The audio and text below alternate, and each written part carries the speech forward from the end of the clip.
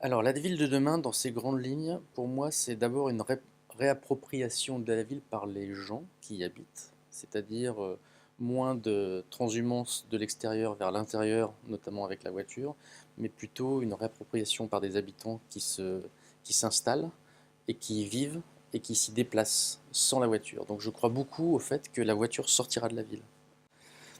Je pense aussi que la ville va avoir un gros sujet de définition de son périmètre, parce que avec notamment tous les développements de télétravail et tous les problématiques que pose la logistique d'une ville, traitement des déchets, gestion de l'énergie durable, tout ce qui est approvisionnement, avec toute la problématique de relocalisation des approvisionnements, on va vivre, à mon avis, un éclatement des villes dans l'espace qui sera rendu possible par le télétravail notamment, ou quelqu'un qui habite à Bordeaux pourra être considéré comme travaillant à Paris.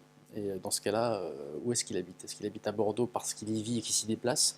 Ou est-ce qu'il habite à Paris parce qu'il y a une activité 8 heures par jour, même à travers un écran? C'est une question qui va se poser parce que c'est des questions nouvelles qui se posent sur notamment les aspects fiscaux. Moi, je crois beaucoup à l'éclatement de la ville demain pour des sujets de pollution, d'hygiène, de transport, tout ce que j'évoquais, hein, de logistique et de qualité de vie. Et les nouvelles technologies dont on est aujourd'hui au balbutiement, hein, de la nouvelle technologie. Enfin, demain, quand on aura de la présence holographique, quel est l'intérêt d'être dans un endroit où on met 1 heure pour aller d'un endroit A à un endroit B? Ça n'a juste aucun sens.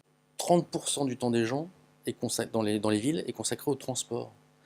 C'est pas tenable. Alors au départ, on a résolu ça par, bah, c'est pas grave, on va occuper le temps de transport. Et donc la digitalisation a été un des vecteurs d'occupation du temps de transport. C'est-à-dire que j'ai ma vie avec moi, et donc que je sois dans le transport ou ailleurs, bah, je peux m'occuper.